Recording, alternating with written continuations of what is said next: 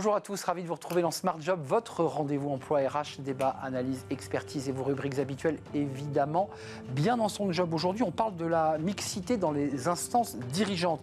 Ça va mieux, mais il y a encore quelques efforts à faire. On va en parler avec Guylaine Dièvre-Huillard, vice-présidente de l'Institut français des administrateurs et administratrices, l'IFA. Elle est notre invitée. Le cercle RH, la culture d'entreprise. Est-ce que c'est bullshit, la culture d'entreprise ? Oui, si c'est pas bien fait et s'il n'y a pas bien évidemment d'accord entre la communication et les véritables valeurs de l'entreprise. On va en parler avec Dominique Duquesnoy, Philippe Burger et Philippe Zilberzan. Ils sont notre invités. Fenêtre sur l'emploi, la finance. Bien c'est dur d'engager les femmes. On en parlera avec Anne-Sophie Mathieu. Elle est DG d'Ebury France. Elle mène une campagne de recrutement et on fera le point avec elle évidemment sur les flammes dans le secteur de la finance. Tout de suite, c'est bien dans son job.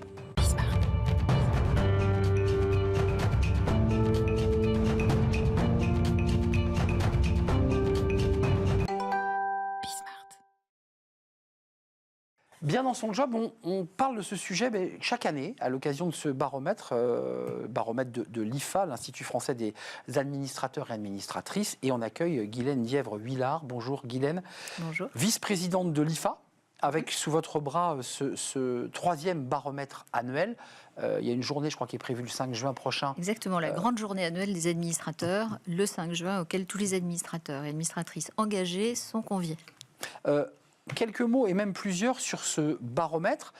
En le lisant, en l'examinant, on se dit que l'action que vous menez porte ses fruits parce qu'il y a des lois successives.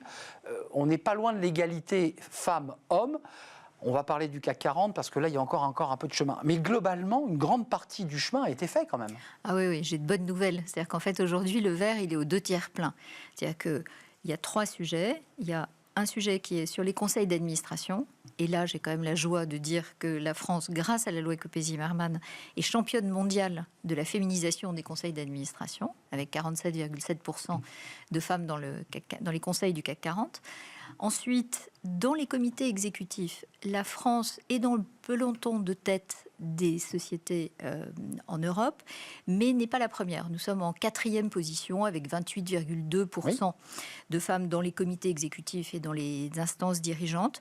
Il y a des pays, en particulier sur le nord de l'Europe et puis le Royaume-Uni, que nous talonnons, mais il faut que nous accélérions. Alors là, il y a une deuxième loi, qui est la loi Rixin de 2022, et qui nous demande d'être à 30% en 2026. Là, on descend, c'est les COMEX. Hein. Ça, ce sont les COMEX et ce qu'on appelle les instances dirigeantes. C'est ça.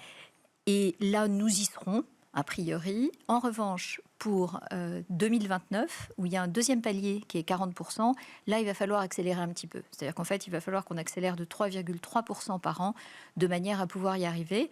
Mais de la même manière que nous y sommes arrivés pour les conseils d'administration, je n'ai pas de doute sur le fait que chacun se met en ordre de marche pour pouvoir y arriver en 2029. Marie-Pierre de Rixin, qui est venue régulièrement sur notre plateau, récemment encore, c'est vrai que c'est une loi à étage, où on donne le temps aux entreprises de pouvoir s'organiser et de pouvoir atteindre l'objectif. Revenons quand même sur la bonne nouvelle que vous évoquiez, près de 50%, et c'est formidable. Ensuite, quand on regarde le SBF 120 et qu'on va vers le CAC 40, les femmes se font un peu plus rares, en tout cas lorsqu'il s'agit de présider un conseil d'administration. Alors, c'est pour ça que je disais que le verre était aux 2 tiers plein simplement. Le tiers, là où le bas blesse, c'est effectivement sur les présidentes et sur les directrices générales, que ce soit au sein du CAC 40 ou que ce soit au sein du SBF 120. On observe une stagnation, en fait, c'est-à-dire une douzaine de femmes qui sont présidentes au sein du CAC 40, même en très légère diminution. On est même passé à un moment donné de 14 à 12. Et quand on regarde sur la totalité, président, PDG, directrice générale, on est à 20 personnes sur le SBF 120. Donc il faut que nous accélérions. Et pour accélérer, pour ça, il y a plusieurs pistes. La première, c'est qu'il faut s'y prendre très en amont. C'est qu'il faut, dès leurs études, favoriser les matières plutôt d'ordre scientifique, de manière à ce que les femmes, en tout cas dans les sociétés industrielles, puissent occuper des postes opérationnels, puisqu'en fait, à la fin des fins, on ne choisira pas une directrice juridique ou de la com ou du marketing Ou des DRH. pour être dirigeante ou des DRH. Les services support, comme on dit vulgairement dans une entreprise. On prendra quelqu'un qui a fait du business et qui a fait de l'opérationnel. Ouais, et la donc, finance, notamment. Notamment, mais pas que. Il faut aussi être vraiment sur le terrain, dans l'opérationnel, avec un PNL à développer. Donc vous dites, tout ça démarre dès l'école d'ingénieur, dès l'école de commerce, dès la formation presque initiale. On peut flécher et encourager les femmes à choisir ce qu'elles pourraient penser être des filières destinées aux hommes. Oui, il faut le faire. Et puis en même temps, dès lors qu'elles arrivent dans des entreprises, il faut que les gens qui sont les dirigeants de ces entreprises favorisent aussi l'accès à des postes opérationnels pour des femmes. Il faut une politique de talent qui soit prise très en amont et qui soit très vigilante, de manière à assurer dans les successions de postes opérationnels au moins une femme. D'ailleurs, l'AFEP l'a fait pour les DGD, et ça pourrait être une piste, par exemple, de le faire en même temps pour des postes opérationnels en dessous de DGD. Avant de nous quitter, une femme qui souhaite devenir administratrice, qui veut s'engager, j'allais dire, dans cette carrière, qu'est-ce que vous lui conseillez de faire? Qu'est-ce qu'elle doit faire? Mais elle doit dire qu'elle en a envie, parce que c'est encore beaucoup par ces réseaux aujourd'hui qu'elle va trouver des postes d'administratrice. Et je ne peux que lui conseiller d'avoir une formation auprès de l'IFA. Pour deux raisons. D'abord parce que la formation y est de très bonne qualité et qu'en même temps, elle y développera ses réseaux. Et que c'est aussi en développant des réseaux qu'on peut faire savoir qu'on a envie d'être administratrice. Il ne faut pas que nous imposions de plafond de verre dans les envies que nous avons, y compris dans le fait d'être administratrice. Donc il reste encore un petit peu de chemin à parcourir. Aujourd'hui, les femmes qui vous font les retours d'expérience avant de nous quitter et qui sont administratrices de plein droit et de plein pied, qu'est-ce qu'elles vous renvoient comme retour d'expérience? Il y a quelques années, j'entendais des hommes qui craignaient, du fait de la loi Copé-Zimmermann, qu'il y ait un peu une baisse de niveau dans les conseils parce que des femmes allaient arriver. Force est de constater aujourd'hui que les retours de tous, que ce soit des hommes et des femmes, jamais, au grand jamais, je n'entends dire qu'un conseil a souffert d'un manque de qualité ou d'une baisse de qualité du fait de la présence de femmes. Au contraire, tout le monde s'accorde à dire que de la diversité naît la richesse et qu'en abordant avec des angles différents les sujets, on arrive à créer plus de valeur ajoutée. Merci Guylaine Dièvre de Huillard, vice-présidente de l'Institut français des administrateurs et TRIS. Vous avez vu, je rajoute TRIS, puisqu'on parle beaucoup des femmes dans cette rubrique de l'IFA. Donc on l'aura compris avec cette journée le 5 juin. Ça se passera où ? C'est en cours de détermination. Donc c'était une question piège. Merci de nous avoir rendu visite. On tourne une page tout de suite, c'est le cercle RH. Et on parle de la culture d'entreprise. Qu'est-ce que c'est donc la culture d'entreprise? Bullshit ou pas? Réponse avec nos invités.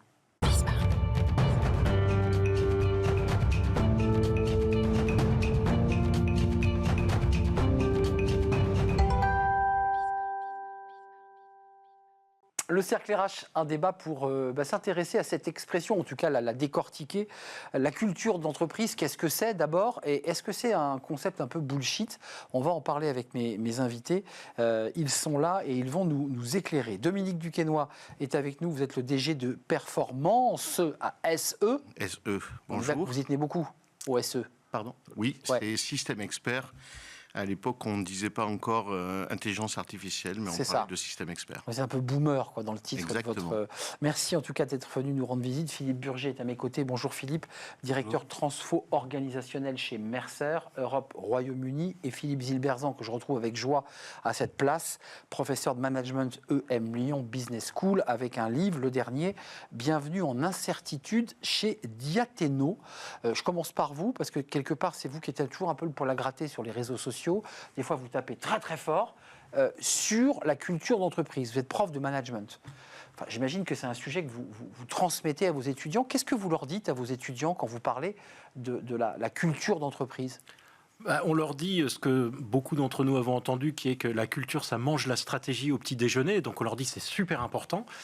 Et après, le problème des managers, c'est qu'une fois qu'on leur a dit que c'est super important, ils n'ont pas vraiment les outils pour en faire quelque chose de très concret. Donc le grand enjeu de la culture, qui est quelque chose qui existe de toute façon, il n'y a pas de collectif sans culture, c'est par quel bout on l'attrape, comment on la fait évoluer, comment on n'en est pas victime, etc. Et c'est là vraiment tout l'enjeu. On sait que c'est important, mais concrètement, comment on fait, c'est beaucoup plus difficile. Dominique Duquesnoy, le livre blanc porté par Performance SE, vous dites qu'elle est souvent convoquée, cette culture d'entreprise, mais rarement précisée. C'est vrai que quand on aborde ce sujet dans un débat, on sait, comme le dit Philippe, on ne sait pas comment l'attraper, c'est évanescent, c'est pas de la finance, c'est pas du marketing, c'est pas de la communication, on ne sait pas trop ce que c'est. Alors c'est un concept effectivement qui est flou, alors peut-être pas tant que ça, mais qui est appréhendé de manière assez floue. C'est pas bullshit, c'est surtout pas bullshit, voilà. Puisque c'est l'élément le plus stable dans une organisation. Donc c'est l'élément le plus stable, ouais. Mais à condition de le définir, pardonnez-moi. À condition de bien la préciser, puis d'en définir les contours, et de bien la délimiter, et de l'appréhender pas uniquement sur le concept de l'image. C'est-à-dire, pas en faire que de la communication. Oui. On est d'accord. C'est pas des belles affiches qu'on publie sur les réseaux sociaux en 4x3, c'est ce que vous dites. Oui. Donc, juste pour prolonger la pensée, puisqu'il y a un fil rouge qui nous traverse tous ensemble, là, Philippe Burger, ça veut dire que plus on communique sur sa culture d'entreprise, moins on en fait. Exactement. On peut appréhender la culture comme une sorte d'oignon, si vous m'osez si je peux me permettre d'avoir cette comparaison. Avec différentes épaisseurs, effectivement. Et finalement, il faut d'abord commencer par le cœur de l'oignon. Le cœur de l'oignon, c'est plutôt les éléments, ce qui nous constitue, nos croyances, qui fait les raisons pour lesquelles je me lève le matin, je travaille, etc.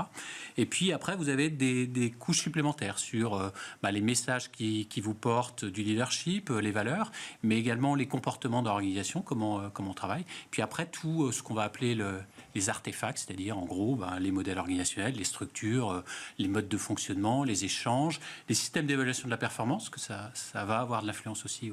Mais c'est vraiment par épaisseur. Et c'est pour ça que j'aime bien cette image de l'oignon, en commençant par le centre. Mais Dominique, Philippe, et Philippe, la culture d'entreprise, elle doit d'abord être incarnée par le dirigeant. Parce qu'on voit quand même beaucoup d'entreprises intermédiaires, voire de grandes entreprises, finalement, la culture d'entreprise est incarnée par la personnalité de son dirigeant. Je pense à Free qui me vient en tête comme ça, avec un dirigeant qui communique beaucoup, qui passe à la télé, qui raconte des choses. C'est constitutif d'une culture d'entreprise, ça ? Alors deux choses. D'abord, ça vient de son histoire. Donc c'est plus en général le créateur ou la créatrice de l'entreprise que son dirigeant ou sa dirigeante. Même si évidemment le dirigeant a un rôle tout à fait important. Mais la culture, elle est d'abord le produit d'une histoire, d'aventures, de défis qui ont été rencontrés, qui ont été résolus, qui vont créer des points de référence. C'est comme ça qu'on fait les choses chez nous, c'est comme ça qu'on fait des réunions, c'est comme ça qu'on gagne, c'est comme ça qu'on perd, etc. Des marques de fabrique, en quelque sorte. C'est des marques de fabrique, effectivement, qui viennent de grands événements, mais qui viennent aussi de la personnalité, encore une fois, du fondateur ou de la fondatrice. Il y a des quantités d'anecdotes croustillantes sur le fait qu'on fait encore des choses 30 ans après, quand le dirigeant était encore là, il est peut-être mort depuis 20 ans. Mais on continue à le faire. Par exemple, moi je me souviens d'une assistante de direction qui rangeait intégralement son bureau le soir en partant, et quand je lui ai demandé pourquoi elle le faisait, parce que moi c'est pas exactement mon truc, elle me dit mais parce que monsieur X le faisait, qui était le fondateur, qui était mort depuis 20 ans. Donc il y a des marques comme ça très fortes qui structurent notre collectif et nos comportements.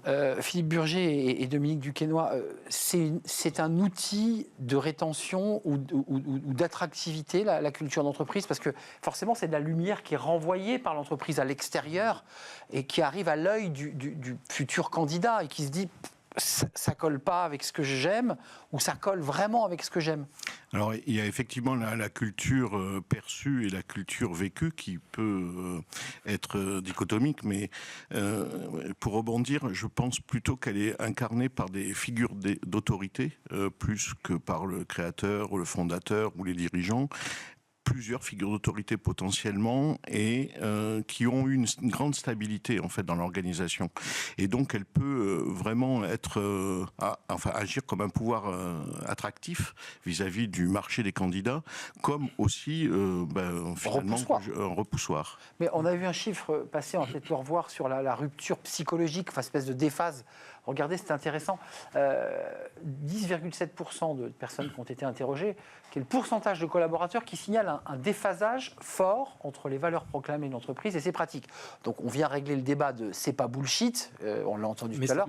Mais basculons, ça peut l'être quand même. Ça peut l'être. Ça peut être un pipeau intégral. Bien sûr. Oui, et puis surtout, on a parlé d'attractivité, on a un peu moins parlé d'intégration ou d'adaptabilité. Je pense que c'est un des facteurs clés, c'est la culture finalement, c'est ce qui va faire que quand vous rejoignez une entreprise, vous allez bien vous y sentir et rester. Donc c'est un facteur de rétention, c'est aussi un facteur d'innovation, de performance, parce que si vous échangez, si l'information circule, si vous êtes dans la peur, vous n'aurez pas du tout la même dynamique et pas du tout le même impact sur la performance. Donc c'est très matriciel, Philippe Zilbersan, cette culture d'entreprise, parce qu'elle renvoie évidemment au bien-être au travail, à ma relation avec les managers, le ressenti que j'ai avec la direction. C'est à la fois très informel et très sensible. C'est très concret parce que vous allez la vivre au quotidien. Mais après, il faut bien comprendre qu'il va y avoir une adéquation entre moi et la culture de mon organisation. C'est-à-dire que, pour juste vous donner un exemple, Walmart, qui est l'équivalent de Carrefour, la plus grande chaîne de supermarchés au monde, il se retrouve le samedi matin pour faire un barbecue entre les salariés. Alors, chacun son truc. Moi, perso, c'est pas le mien. Mais il y a une culture qui fait qu'on se fréquente en dehors des heures de travail. Et donc, quand vous allez arriver chez Walmart, soit vous allez trouver ça génial en disant, voilà, je suis très content de retrouver mes collègues. Soit vous allez trouver ça complètement... Mais ça veut dire que je dégage de l'entreprise, voilà. Je suis vulgaire. Mais... Exactement. C'est-à-dire que les vraies cultures, à mon sens, elles doivent être assez discriminantes. C'est-à-dire qu'elles doivent être soit fortement attractives pour un certain nombre de gens, et puis, au contraire, répulsives pour d'autres. Comme ça, on s'y sent bien. Philippe Burger, je vous donne la parole, mais juste d'un mot, dans votre livre blanc, vous dites c'est aujourd'hui la culture d'entreprise, c'est le seul élément qui va pouvoir attirer un candidat par rapport à une autre entreprise. C'est vraiment l'élément concurrentiel. Alors c'est un élément concurrentiel. Alors c'est la culture à travers l'image, à travers la marque employeur. Et ça n'est pas la culture. C'est la marque employeur qui attire et qui est une vision très très partielle finalement de la culture. Pour rebondir sur ce que vous disiez, c'est les codes, les croyances, c'est le vécu, c'est les processus décisionnels, c'est les types d'interaction. Et c'est pas ça. On voit, vous avez pris l'image de l'oignon, je vais prendre celui du fruit. Il y a la peau, il y a la chair, il y a le noyau. Au dessert, on voit la peau. Est-ce qu'il faut le vivre pour goûter à la chair et puis aller jusqu'au noyau. Et aller jusqu'au noyau, ça n'est pas, c'est pas forcément toujours l'image perçue ou en tout cas la culture perçue. Philippe Burger, sur cette question-là de... Est-ce que l'enjeu aussi, pour ceux qui nous regardent, c'est l'aspect concurrentiel. Ils cherchent à recruter, ils cherchent à attirer des talents, ils cherchent à aussi montrer le meilleur d'eux-mêmes. La culture d'entreprise, elle n'est pas forcément facile à montrer. Ce qu'on est capable de montrer, c'est la marque employeur. C'est ça, c'est la partie émergée de l'iceberg. Oui, je pense qu'on peut montrer des éléments autour des valeurs, on peut montrer des éléments autour peut-être des processus ou des rituels, comme Philippe en a donné l'exemple. On peut voir aussi des parcours de carrière. C'est aussi ça, des éléments de culture d'entreprise. Je pense à des groupes avec des cultures très fortes comme Air Liquide ou un Michelin, où typiquement on fait l'émergence qui a une histoire du patronat français. Et qui typiquement travaille sur un leadership qui est un peu hérité de l'interne. Vous prenez Air Liquide, je crois que c'est 5 dirigeants dans l'histoire du groupe, quelque chose comme ça, dans toute son histoire. Et à contrario, on a vu des groupes où effectivement l'arrivée d'un dirigeant qui finalement avait qui n'était pas fongible avec la culture d'entreprise ou a échoué dans sa tentative de faire évoluer cette culture, finalement la greffe ne prend pas et ce dirigeant ou cette dirigeante quitte l'entreprise. Mais vous qui enseignez, qui avez ces étudiants, quand vous leur parlez de ce sujet, j'imagine que vous leur parlez de ce sujet, est-ce qu'ils écarquillent des grands yeux? Parce que c'est qu'on s'attend à avoir quand même plus de l'organisationnel, du processus, de la matière, quoi. Là, on est un peu dans de la philo, on est dans de l'histoire, on est... ils rêvent tous de monter une start-up, il n'y a pas de culture d'entreprise. Non, alors ils rêvent pas tous de monter une start-up. Là, ça rejoint ce qui était dit auparavant, c'est-à-dire qu'on a une vision externe de l'organisation. Alors là, il y a une notion de prestige. Certains ont envie de travailler dans une grande entreprise, etc. Puis après, ils découvrent l'intérieur. C'est effectivement la vie quotidienne de ce qu'est travailler dans cette grande entreprise. Et là, c'est là que la culture est, la façon dont on est traité, et si on va accrocher ou pas. Et effectivement, comme pour les dirigeants, les collaborateurs, ça va être pareil. C'est-à-dire, soit je me sens très bien dedans, soit je me dis, je suis tombé chez les fous et c'est vraiment pas moi. Et c'est la difficulté, encore une fois, c'est vraiment de mettre des mots dessus et d'éviter le bullshit, précisément. Mais Dominique Duquesnoy, si j'entends ce qu'on nous raconte sur ce plateau avec les experts qui sont ici, ça ne s'impose pas la culture d'entreprise. Enfin, je veux dire, elle vient de l'entreprise. Il n'y a pas de cabinet qui dit bonjour, je vais vous faire un programme d'accompagnement en culture d'entreprise. Ça n'existe pas. L'entreprise n'a pas une culture, elle est culture. C'est ça. Elle est incarnée. Comme un être vivant, en fait. Et effectivement, aujourd'hui, on en parle, ou en tout cas, les personnes que nous avons interrogées en parlent tel que les employeurs en parlent. Oui. C'est-à-dire avec des éléments de langage très populaires, voire idéalisés, qui finalement donnent l'image de quelque chose de très fantasmé, en tout cas pour le marché candidat. Et finalement, elle se révèle, cette culture, peut-être plus dans des moments un peu de tension ou des moments de crise où on revient à des... On se serre les coudes, quoi. Oui. Ouais. Et c'est la culture qui... reprendre des processus actuels. Philippe Burger, vous êtes d'accord ? C'est dans les moments de tempête que la boîte... va se resserrer, mais en même temps, on est en capacité aussi de faire évoluer comme une culture d'entreprise. Le meilleur exemple, c'est en cas de fusion. Vous avez forcément deux cultures qui soit sont très proches, très fongibles et ça ne va pas poser de problème, soit on a des cultures qui une est très orientée autour de la performance individuelle immédiate, une autre beaucoup plus sur un collectif et sur, on va dire, la recherche d'un certain consensus. Les deux vont forcément clasher. Donc il faut réfléchir sur les valeurs qui vont faire que l'on va se retrouver et puis les éléments d'organisation, d'évaluation de performance, de suivi, qui vont faire qu'on va construire quelque chose de nouveau qui va fonctionner. Et on en parlait tout à l'heure dans votre question, vous disiez, tiens, à vos étudiants, qu'est-ce que vous posez comme question, qu'est-ce que vous leur dites quand vous parlez de culture ? Ce qui est assez intéressant, c'est que dans une de nos études, on a montré que 65% des dirigeants vous disent que la culture a plus d'impact sur la performance de leur organisation que des questions de structure organisationnelle ou de stratégie. Donc, voilà, ça montre bien... C'est intéressant ce que vous dites. Le process enferme, la culture libère. La culture d'entreprise libère, il y a un peu de ça. La culture, c'est encore une fois, c'est ce qui va déterminer les micro-décisions au quotidien qui, accumulées, font la performance d'une entreprise. Donc vous allez avoir des entreprises décentralisées qui fonctionnent mal, des entreprises centralisées qui fonctionnent mal. C'est la culture qui, au final, va faire ça et elle se travaille. Donc ce qui fait personnalité de l'entreprise, si on veut la comparer à un corps humain, c'est un peu ça. C'est la personnalité de l'entreprise, quoi. Tout à fait. Alors c'est la personnalité, donc c'est un caractère très stable, de fait. Il y a des personnalités pas stables, je m'autorise. Alors oui. Je m'autorise. On peut habiter à plusieurs dans la même tête. On est d'accord. Ceci dit, on a beaucoup parlé, par exemple, de résilience à un moment du Covid. Je pense que ce qui permet aussi aux individus de se projeter positivement, d'avoir de l'espoir, d'être optimiste, c'est justement les croyances dans le fonctionnement même de l'entreprise, de l'organisation, et donc de penser qu'on est armé, en tout cas, pour affronter les épisodes un peu plus difficiles. Donc cette culture d'entreprise-là, elle est fondamentale pour affronter finalement les défis de demain. Merci messieurs. Y a-t-il une culture d'entreprise au sein de Smart Job, notre émission ? Ça, c'est une question que je soumets aux équipes Merci de nous avoir éclairé sur c'est cette vision presque un peu philosophique, presque de l'âme de l'entreprise, avec un livre blanc de Dominique Duquesnoy qu'on peut découvrir, j'imagine, sur votre site. Tout à fait, en ligne. En ligne, Performance SE. Merci, et vous en êtes le directeur général. Merci à Philippe Burger d'être venu nous rendre visite. Vous êtes en charge de la transfo, directeur transfo organisationnel chez Mercer, c'est un vrai plaisir. Et merci à Philippe Zilberzan, professeur management à l'EM Lyon Business School. Tous ces étudiants ne veulent pas créer de start-up, on le sait maintenant.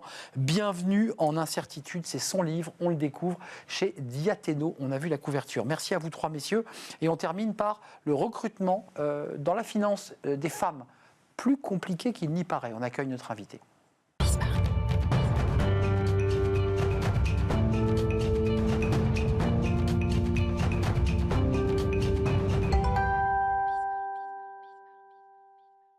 Et on termine notre émission avec Fenêtre sur l'emploi. J'accueille Anne-Sophie Mathieu. Bonjour Anne-Sophie. Bonjour Arnaud. Ravi de vous accueillir. DG, directrice générale d'Ebury France. Alors c'est une très belle entreprise.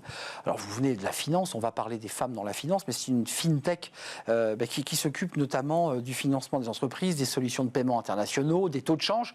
Juste d'un petit mot dans l'actualité, vous recrutez. J'ai le sentiment que vous allez devoir encore plus recruter parce que les taux de change, là, c'est l'enjeu aujourd'hui. Alors effectivement, avec l'actualité très mouvementée sur les tarifs douaniers américains notamment, devenir sécuriser ses marges à l'international quand on est une entreprise, par exemple, qui va importer de Chine et vendre aux États-Unis, ça devient crucial, ça devient même vital pour ces entreprises. Donc on a un rôle extrêmement important. Ebury, c'est 1800 employés dans le monde, 40 bureaux. Et en France, vous lancez une campagne de recrutement. Et vous avez envie de nous parler d'un sujet, je pense, qui vous tient très à cœur, la place des femmes dans la finance et la difficulté de les recruter. C'est difficile ou pas de recruter des femmes dans la finance ? Oui, alors c'est assez difficile de recruter des femmes. Les chiffres sont là, de toute façon. Dans les métiers de capital investissement, de banque d'affaires, de salle des marchés, les études indiquent entre 17 et 22% à peu près de femmes dans les effectifs. Dès qu'on va gravir les échelons, c'est encore plus important, avec un taux entre 6 ou 9% au mieux dans les fonctions un petit peu plus dirigeantes. Donc nous avons exactement le même phénomène, avec très peu de candidates, très peu de CV reçus pour travailler dans nos équipes, malgré un métier qui est passionnant. Donc il y a une pénurie, tout simplement. Vous n'avez pas les CV sur votre bureau pour pouvoir les sélectionner. Je me tourne vers vous. Vous avez réussi à faire votre place dans la finance. Vous êtes aujourd'hui DG d'Ebury. C'était plus difficile que pour les hommes, parce qu'évidemment, on se benchmark, on se compare. Ça a été plus dur pour vous ? Alors, je pense que les choses ont pas mal évolué, parce que moi, j'ai commencé il y a quand même 20 ans dans la finance. Pour vous donner une petite anecdote, par exemple, j'ai démarré ma carrière dans une grande banque d'affaires à Londres, en fusion-acquisition. Le premier jour, alors que je prenais ma place sur le floor, un homme est venu et m'a demandé de lui servir un café. Parce qu'à l'époque, en fait, les femmes qui étaient présentes sur le floor, elles étaient là pour être assistantes. Je pense que les choses ont quand même beaucoup évolué. Donc maintenant, on est sur des pourcentages qui sont plus intéressants. En fintech, par exemple, chez Ebury, on a 30% de femmes, ce qui est beaucoup mieux, mais on est encore loin de la parité. Ça veut dire que dans les formations initiales, on a beaucoup d'invités, femmes et hommes, qui nous disent qu'il faut dès le début flécher ces femmes, pas sur les services supports, mais sur les services financiers, sur les maths, parce qu'il y a beaucoup de maths dans la finance, faut-il le rappeler. C'est ça la solution ? Vous militez pour ça ? Alors je milite complètement pour ça, parce que la solution, il faut la prendre le plus tôt possible. Il y a effectivement ce paradoxe entre la scolarité avec des femmes qui sont performantes au niveau des matières scientifiques et le choix des études qui sont faites. Et en fait, les études montrent que très jeune, il y a une disparité entre les garçons et les filles, même au sein des familles, dans l'éducation financière. Il y a une grosse différence entre l'argent de poche, le montant et la gestion qui est donnée entre un petit garçon et une petite fille. Oui, ça, c'est les grosses sommes, c'est pour les hommes, et toi, tu vas gérer ton petit porte-monnaie avec tes petites pièces. C'est ça. Et ces jeunes femmes qui grandissent, quand elles vont dans les études supérieures, elles vont plutôt choisir des métiers qui sont ressources humaines, marketing, RSE. Elles se l'interdisent, en fait. Elles se l'interdisent, elles se mettent des freins comportementaux, psychologiques, en pensant que ces métiers-là sont plus liés au contact, alors que nous, précisément, en finance, nous sommes tous les jours au contact et au service de nos clients. Donc vous leur dites « osez ». Oser pousser la porte des entreprises, des fintech, des salles de marché. Faites-le, essayez pour le moins. C'est ça que vous dites. Alors c'est le message que l'on passe, et puis on fait plus que passer le message. On va aller chercher les femmes sur les sujets qui sont importants pour elles. Par exemple, un métier qui a du sens. On leur montre que travailler dans la finance, c'est avoir un impact direct sur l'économie. Dans le contexte actuel, on en parlait tout à l'heure, quand vous avez des tarifs douaniers qui viennent un petit peu assommer la profitabilité des entreprises, gagner quelques pourcentages de marge sur leurs résultats, c'est essentiel, et ça préserve l'économie directement et donc les emplois. Donc c'est un métier qui est utile, encore plus si on va s'adresser par exemple à des ONG. Merci Anne-Sophie Mathieu, directrice générale d'Ebury France. Et je voudrais simplement signaler que si vous allez sur le site d'Ebury, il y a des recrutements ouverts. Vous êtes dans une campagne, combien, 25, 30 recrutements là ? En France, on est entre 25 et 30, tout à fait. Donc mesdames, vous êtes les bienvenues. Vous êtes les bienvenus. C'est la directrice générale Anne-Sophie Mathieu qui vous le dit. Merci de nous avoir rendu visite. C'était un vrai plaisir. L'émission est terminée. Merci à vous. Merci de votre fidélité. Merci à tous ceux qui nous suivent à la télévision, sur les réseaux sociaux et en podcast. Ne pas l'oublier. Merci à Théo à la réalisation. Merci à Thibaut au son. Et merci évidemment à l'incontournable Nicolas Juchat. Je vous dis à très très bientôt. Portez-vous bien. Bye bye.